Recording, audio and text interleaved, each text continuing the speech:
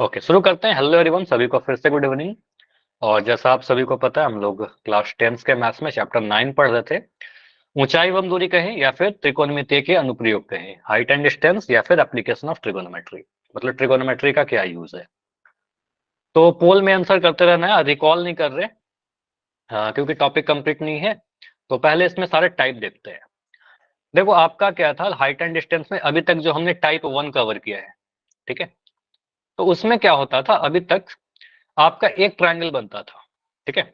इसमें से कोई एक कोण और एक भुजा का मान दे रखा होता था आपसे, दूसरा या तो आधार या फिर ऊंचाई पूछता था, या फिर कभी आपसे कर्व भी पूछता था, ठीक है। तो मतलब एक ही ट्रायंगल बनता था, उसके अकॉर्डिंग आप साइन कॉस या टैन कुछ लगाते थे, ठीक है। देखते थे कौन से दो में क्या दिया है और क्या पूछ रहा है उसके अकॉर्डिंग। लेकिन टाइप 2 जो है आपका, जो आज के क्लास में कवर करने वाले हैं, तो टाइप 2 में एक ट्रायंगल नहीं बनेगा, एक से ज्यादा ट्रायंगल बन जाएगा। तो कैसे हम लोग डील करेंगे, तो इसमें दो तीन टाइप के फिगर आपके बनते हैं। पहला जो टाइप है कुछ ऐसा, उसमें भी टाइप 2 में देखिए कुछ अगर ऐसा फिगर आपके पास बने। देखो, दो तीन टाइप के क्वेश्चन आएंगे। मान लो कुछ ऐसा फिगर दिखता है कि मान लो एक मीनार है या फिर कोई बिल्डिंग है, मान लो दो बिल्डिंग है, ठीक है। दो बिल्डिंग कुछ इस तरीके से खड़ा है, दोनों ही 90 डिग्री पर खड़ा होगा, क्योंकि मीनार या बिल्डिंग कोई भी बिल्कुल खड़ा सीधा खड़ा रहता है। अगर कभी आपसे बोलता है कि पहले वाले, इसका नाम दे दीजिए, पहले तो एक बिल्डिंग ए बी और ये बिल्डिंग का नाम सी डी दे दिया। सुनिएगा मैं क्या बोल रहा हूं। मैं बोल रहा हूं कि पहले ए बी के आधार से अगर मैं सी डी के शीर्ष को मिला दिया, ठीक है, तो यहां पर जो उन्नयन कोण बन रहा है ये आपको दे देगा। मान लो इसका वैल्यू मैं ए लिख दिया, ठीक है। ए की जगह पर कुछ थीटा लिख दो या फिर अल्फा लिख देता हूँ, ठीक है। अल्फा कोई एंगल है, अल्फा। अब मैं क्या कर रहा हूँ, सी डी का जो आधार है, सी डी के आधार से ए बी के शीर्ष को जोड़ दिया, ठीक है। तो मैं बोल रहा हूँ सीडी के आधार से ए बी के शीर्ष का उन्नयन कोण दे रखा होगा आपको, बीटा मान लो। तो यहां पर आपको ऐसा दे दिया, ए बी या सी डी में कोई एक वैल्यू आपको दे देगा, किसी एक का ऊंचाई आपको दे देगा। मान लो इसका ऊंचाई मैं दे दिया कुछ एम, ठीक है, दिया रहेगा एम का वैल्यू। बीडी को आपने माना एक्स मान लिया, और सीडी का ऊंचाई आपसे पूछेगा, या तो सीडी का ऊंचाई या फिर एबी का ऊंचाई पूछेगा। तो इस टाइप से आपसे क्वेश्चन पूछा जाएगा, बीडी के थ्रू आप कनेक्ट करिएगा, ठीक है। इसमें बेसिकली करना क्या होता है, आप देखिएगा कौन से त्रिभुज में ज्यादा वैल्यू दे रखा है, ऊंचाई कहां पर दे रखा है, एम का वैल्यू दे रखा है, तो आप ए बी डी त्रिभुज में टैन लगाइएगा, ठीक है। क्वेश्चन करेंगे और क्लियर होगा, अभी के लिए समझिएगा। एक टाइप हमारा ऐसा है। दूसरा टाइप क्या होगा, अगर हमें कुछ ऐसे फिगर बने, एक ट्रायंगल कुछ ऐसा बन गया, ठीक है, और एक और फिगर बनेगा यहां पर कुछ ऐसे, इस टाइप से दो ट्रायंगल। एक एंगल यहां पर आपको अल्फा, एक एंगल बीटा यहां पर दे देगा, ठीक है। ये ऊंचाई आपसे पूछेगा, एक्स और वाई के कुछ वैल्यू दिए रहेंगे। तो ये दो टाइप कवर करते हैं, पहले इस टाइप के क्वेश्चन और इस टाइप के दो फिगर बनेंगे, तो किस तरीके से हम लोग डील करेंगे, क्वेश्चन कैसे सॉल्व करेंगे और क्या क्या लैंग्वेज लिखा रहेगा। देखिए, क्वेश्चन पढ़िए। एक मीनार के आधार से एक पर्वत के शिखर का उन्नयन कोण 60 डिग्री है, और पर्वत के आधार से मीनार के शिखर का उन्नयन कोण 30 डिग्री है। यदि मीनार की ऊंचाई 50 मीटर है तो पर्वत की ऊंचाई ज्ञात करिए, ठीक है। क्वेश्चन ये कहता है। क्वेश्चन एक बार हमने रीड कर लिया। अब क्वेश्चन को ऐसे पढ़ते हैं। सर, यहाँ पर एक मीनार और एक पर्वत की बात कही है, डेफिनेटली पर्वत बहुत बड़ा होगा, मीनार छोटा होगा। तो मैं क्या कर रहा हूँ, एक ग्राउंड पर एक पर्वत बनाता हूँ, कोई भी पहाड़, और एक बनाते हैं मीनार। तो मीनार को जनरली छोटा बना लीजिएगा, पर्वत को बड़ा बना लीजिएगा, ठीक है। नाम दे देना यहाँ पर ए बी सी डी, ठीक है, ए बी सी डी। अब जो जो आप बना रहे हो उसको लिखते चलिए, ठीक है। ए बी को आप क्या बोल रहे हो, ये पहाड़ है हमारा, पर्वत है। तो ए बी क्या है हमारा, बड़ा सा, इसको हमने बोल दिया पर्वत। सी डी क्या है हमारा, सी डी हमारा मीनार है, ठीक है। आगे क्या बोल रहा है, क्वेश्चन को ध्यान से पढ़ा तो हमें क्या दिख रहा है, मीनार के आधार, मतलब सीडी का आधार, ठीक है। मीनार हमारा क्या है, सीडी है। तो मीनार के आधार से पर्वत के शिखर का उन्नयन कोण 60 डिग्री है, मतलब मीनार के आधार से पर्वत के शिखर को मिलाइए। तो मैं यहां पर इसको मिला रहा हूं, ठीक है। मीनार के आधार से पर्वत के शिखर को मिलाया, और ये उन्नयन कोण कितने डिग्री का दे रखा है, 60 डिग्री का दे रखा है। तो यहां पर कोण मैं लिख सकता हूं क्या, 60 डिग्री है। मीनार के आधार से पर्वत के शिखर को मिलाया। उसके आगे बोल रहा है पर्वत के आधार से मीनार के शिखर का उन्नयन कोण 30 डिग्री है। तो पर्वत के आधार से मीनार के शिखर को जोड़ दीजिए, ठीक है। तो इसके आधार से इधर मैंने जोड़ दिया, ठीक है, सीडी को। तो पर्वत के आधार से मीनार के शिखर को जोड़ा, तो यहां पर जो कोण बन रहा है वो 30 डिग्री का बन रहा है, तो यहां लिख दिया 30 डिग्री। इतना ही दे रखा है। यदि मीनार की ऊंचाई 50 मीटर है, मुझे बताओ ए बी की ऊंचाई दे रखी है कि सी डी की? 50 मीटर क्या है, ए बी या सी डी? बोलो। C D. सी डी, क्योंकि आपने बोला मीनार की ऊंचाई सर 50 है, और इसलिए मैंने लिखा था यहाँ पर। तो सी डी आपका मीनार है, तो आप बोलो सर ये दे रखा है आपका 50 मीटर, तो यहीं पर फिगर में भी लिख दो सर सी डी बराबर 50 मीटर है। ओके। आपसे पूछ रहा है क्या, पर्वत की ऊंचाई बताइए, तो पर्वत की ऊंचाई को आप एच मान लीजिए। ठीक है, पर्वत की ऊंचाई को आप एच मान लीजिए। इस चीज को मैं इधर लिखता हूँ, थोड़ा सा स्पेस बन जाएगा हमारे लिए। ठीक है, सी डी क्या था आपका, मीनार था। और मीनार का थोड़ा या क्वेश्चन जो आता है 4-5 नंबर का आता है, लैंग्वेज लिख देना थोड़ा, ये भी पर्वत है हमारा, सी डी मीनार है जो 50 मीटर है, मतलब इस तरीके से लिखना, लैंग्वेज में लिखना है, सी डी बराबर मीनार बराबर 50 मीटर। यहाँ पर आप मान लो बी डी का जो वैल्यू है, ये नहीं दे रखा है आधार, तो इसको आप कुछ भी एक्स मान लीजिए। ठीक है, नीचे वाले को एक्स मान लिया हमने। अब देखो कोई ऐसा त्रिभुज है यहाँ पर जिसमें आपको एक कोण और एक भुजा पता हो, कोई एक त्रिभुज जिसमें एक कोण और एक भुजा पता हो, त्रिभुज का नाम बताइए अगर ऐसा है तो। त्रिभुज बी सी डी। त्रिभुज बी सी डी, तो यही यहाँ पर होता है कि हम स्टार्ट कहाँ से करें सर। तो स्टार्ट करने का सबसे बेस्ट तरीका ये है कि आपको ये देखना है कि कहाँ पर कौन से त्रिभुज में एक आधार और एक ऊंचाई दे रखा हो। तो इस वाले त्रिभुज को आप देखिए बी सी डी को। ठीक है, इस त्रिभुज में आपको दिख रहा है एक कोण 30 डिग्री और ऊंचाई 50 मीटर दे रखा हो, तो आप बी सी डी त्रिभुज से स्टार्ट करिएगा। ठीक है, चलिए तो मैं यहाँ पर लिख रहा हूँ त्रिभुज बी सी डी में, त्रिभुज बी सी डी में अगर इस फिगर में कोई कंफ्यूजन होता है ना देखने में, आप जल्दी से रफ में ऐसे बना लो। ठीक है, बस जितना काम है आपको बी सी डी। ठीक है, हमेशा जरूर नहीं कि ऐसा करना ही पड़े आपको। बी सी डी 30 डिग्री, ये 50 है आपका, नीचे एक्स है। ठीक है, तो आप यहाँ पर इस 30 डिग्री के लिए बी डी सी डी को क्या बोलोगे, लंब, और बी डी को आधार। तो लंब और आधार में रिलेशन दिख रहा है 150, राइट आंसर। ठीक है, तो यहाँ पर आप बोलिएगा सर tan 30 डिग्री अगर यहाँ पर से हम लिखें तो tan 30 डिग्री क्या होगा, लंब बटा आधार। लंब क्या है tan 30 डिग्री के लिए त्रिभुज बीसीडी में, कौन सा भुजा है, सीडी है ना। तो कहेंगे सर 30 डिग्री के सामने सीडी है, 30 डिग्री के सामने सीडी है और आधार है हमारा बीडी, तो यहाँ पर लिख दोगे आप सीडी बटा बीडी। वैल्यू यहाँ पर नहीं डालते हैं। ठीक है, इसके बाद वैल्यू डालेंगे। tan 30 डिग्री का वैल्यू आपका आ जाएगा 1/√3। सीडी का वैल्यू आपका 50 दे रखा है और बीडी का वैल्यू हमें नहीं पता, तो बीडी का वैल्यू एक्स आपने माना है। ठीक है, तो बीडी की जगह पर एक्स लिख दीजिए। यहाँ से क्रॉस मल्टीप्लाई करोगे x इंटू 1 आपका x बनेगा और 50 √3 से गुना होकर के 50 √3 मिलेगा। यहाँ पर से आप जल्दबाजी में आंसर मत कर दीजिएगा। ठीक है, ये आपका क्या है, ये आपका x का वैल्यू आया है। आपसे x नहीं पूछा गया था, आपसे तो ऊंचाई पूछा गया था, तो इसको मिटाइए। ठीक है, अभी तक हमने क्या किया सर, x निकाल लिया। ठीक है, ओके। अब क्या करेंगे सर, दूसरे वाले त्रिभुज को यूज करिए। दूसरा वाला त्रिभुज कहने का मतलब क्या, त्रिभुज ए बी डी। ठीक है, त्रिभुज ए बी डी में ए बी तो निकालना है ऊंचाई। ठीक है, तो आप कहेगा त्रिभुज ए बी डी को अगर देखें, अब त्रिभुज ए बी डी को आप देखिए इस साइड से, ये वाला त्रिभुज, यहाँ पर ए, यहाँ पर बी, यहाँ पर डी। ये कोण कितना, 60 डिग्री का, कोण डी 60 डिग्री का।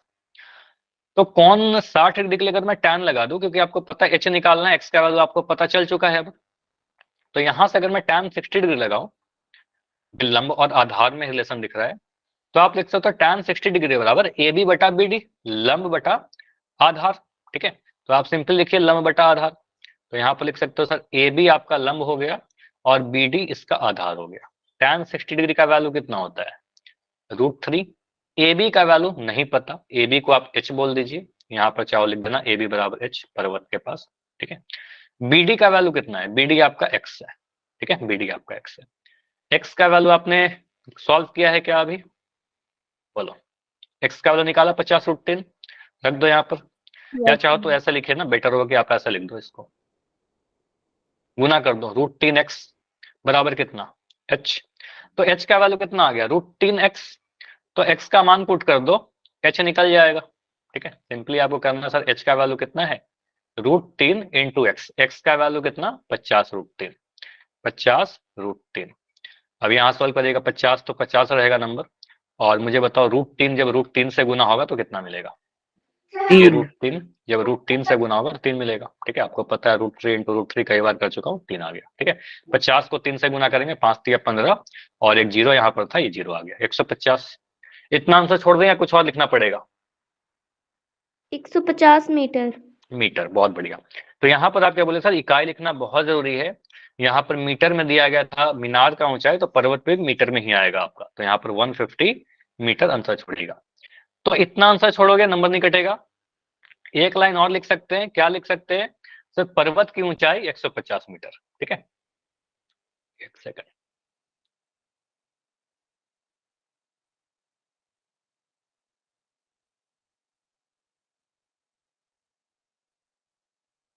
ये ऐसे आ गया, ठीक है, रहने दो। बस नीचे लिख दीजिएगा पर्वत की ऊंचाई कितना आ गया आपका, 150 मीटर। ठीक है, 150 मीटर। सभी को क्लियर, बताओ ये आपका आंसर। दो ट्रायंगल के क्वेश्चन आएंगे तो ऐसे कर लेंगे। ठीक है, तो स्टार्ट कहां से करना है, उस त्रिभुज से स्टार्ट करिएगा जहां पर आपको एक भुजा और एक कोण पता हो। ठीक है, स्टार्ट वहां से करिएगा। चलिए, अगला जो क्वेश्चन है आपका, ऐसा क्वेश्चन पोल में पूछूंगा। ठीक है, 60 डिग्री 30 डिग्री इस तरीके से क्वेश्चन होता है आपका एग्जाम। हो सकता है डेटा बदल दे, 60 और 30 की जगह पर 45 30 करेगा, 45 60 करेगा। ठीक है, बस एंगल बदला जाएगा, ये 50 की जगह पर कुछ और वैल्यू दिया रहेगा। ठीक है, चलिए अगला जो क्वेश्चन है, यहाँ पर उन्नतांश की बात की गई है। अभी उन्नतांश वाला क्वेश्चन कैसे सॉल्व होता है समझिए, और उन्नतांश का मतलब क्या होता है। एक वर्ड नोट करो, उन्नतांश। इसको इंग्लिश में कहते हैं एल्टीट्यूड। देखो एल्टीट्यूड या उन्नतांश क्या होता है, धरती से सूर्य का उन्नयन कोण। एग्जाम में नहीं पूछा जाएगा, फिर भी मैं लिख दे रहा हूं, नोट याद पता होना चाहिए। धरती से या पृथ्वी से सूर्य का जो उन्नयन कोण होता है, एंगल ऑफ एलिवेशन जो होता है, ठीक है, उन्नयन कोण, उसी को उन्नतांश कहते हैं। ठीक है, angle of elevation of a sun, ठीक है, फ्रॉम अर्थ या फ्रॉम ग्राउंड। तो इस तरीके से समझे तो हम कह सकते हैं कि सर अगर ग्राउंड कुछ यहाँ पर है और सूर्य मान लेते हैं यहाँ पर है। ठीक है, आप अगर यहाँ से ऑब्जर्व कर रहे हो, ठीक है, आप यहाँ से देख रहे हो, इसको आप अगर ऐसे मिला दोगे तो ये जो कोण बनेगा यही उन्नतांश होगा। ठीक है, तो इसी को उन्नतांश कहते हैं, इसी को एल्टीट्यूड कहते हैं। अब इसमें क्वेश्चन कैसे आता है, देखो थोड़ा सा आपका क्वेश्चन छाया या फिर शैडो का आता है इसमें। शैडो वाला क्वेश्चन जो आपका क्वेश्चन था, शैडो वाला क्वेश्चन था, थोड़ा फिजिक्स का नॉलेज। शैडो बनता कैसे है, मान लो ये ग्राउंड है आपका, यहाँ पर कोई भी एक पिलर या फिर कोई एक बिल्डिंग या फिर एक टावर मीनार कुछ भी है खड़ा, कुछ इस तरीके से। ठीक है, सूर्य हमारा कुछ यहाँ पर है। ठीक है, तो इसका छाया कैसे बनेगा, देखो इसका जो लाइट है, सूर्य का जो लाइट है, सनलाइट कुछ इस तरीके से आएगा।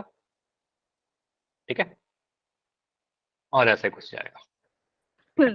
तो यहाँ पर अगर मैं इसका नाम दे दूं ए बी और डी, तो छाया कौन सा है, छाया की लंबाई क्या होगी, ये यहाँ पर आपका बनेगा छाया, शैडो। ठीक है, अगर मैं कहूँ कुछ देर के बाद क्या होता है, सूर्य कुछ यहाँ पर आ गया, सूर्य कुछ ऐसा आ गया। ठीक है, अब सनलाइट जो है कुछ ऐसे जाएगा। अब यहाँ पर मुझे बताइए, छाया की लंबाई बढ़ गई कि घट गई, छाया और बड़ा बन रहा है कि छोटा बन रहा है।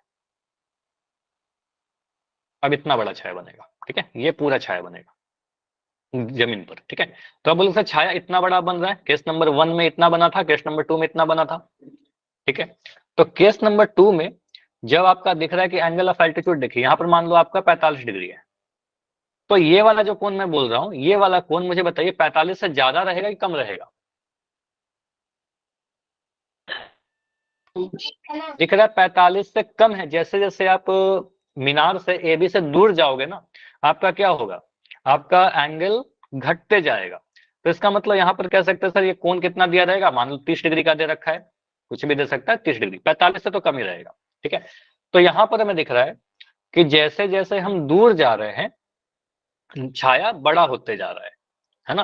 तो यहाँ पर एंगल ऑफ एलिवेशन या उन्नयन कोण छोटा है, छाया बड़ा बन रहा है, बड़ा है कोण, छाया छोटा बन रहा है। ऐसा भी आप सोच सकते हो।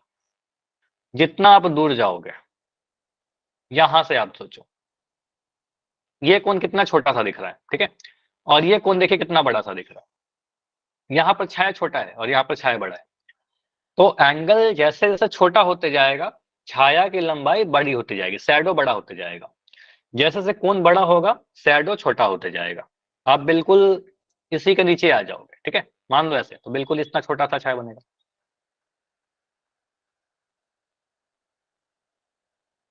कोई बात नहीं, अभी समझिए, समझ में आ जाएगा। इतना क्लियर है? बोलिए, जो अभी तक मैंने बताया। अब देखो, सर। इतना जब आपको क्वेश्चन जब आएगा ना, देखो ये तो मैंने आपको कहानी बना दिया ताकि आपको बैकग्राउंड में सारी चीज पता रहे। इतना फिगर नहीं बनाएंगे।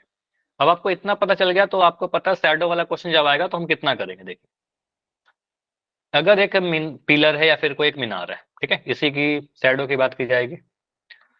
बोलेगा कि मान लो पहले उन्नयन कोण 45 डिग्री था, बाद में उन्नयन कोण या उन्नतांश 30 डिग्री हो गया। तो आप यहां से दो लाइन बनाइएगा, ठीक है। मैं यहाँ पर ए लिख रहा हूं, मुझे यहाँ पर बी लिख दिया। मुझे बताओ कौन सा आपको सही लग रहा है, ए की जगह पर 45 रखें, बी की जगह पर 30 रखें, या कि ए की जगह पर 30 रखें और बी की जगह पर 45 रखें। ये ऑप्शन ए सही है या ऑप्शन बी सही है? Option A. ऑप्शन है। आपको पता है जब हम नजदीक रहेंगे पिलर का तो यहाँ पर कौन बड़ा रहेगा, जैसे दूर जाएंगे कौन छोटा बनेगा, ठीक है। तो यहाँ पर आप 30 डिग्री मेंशन कर दोगे, यहाँ पर 45 डिग्री मेंशन कर दोगे। पहले केस में शैडो की लंबाई इतनी थी, दूसरे केस में शैडो की लंबाई बड़ी हो गई, ठीक है। कौन छोटा हो गया, शैडो बड़ा हो गया, ठीक है। कुछ ऐसे।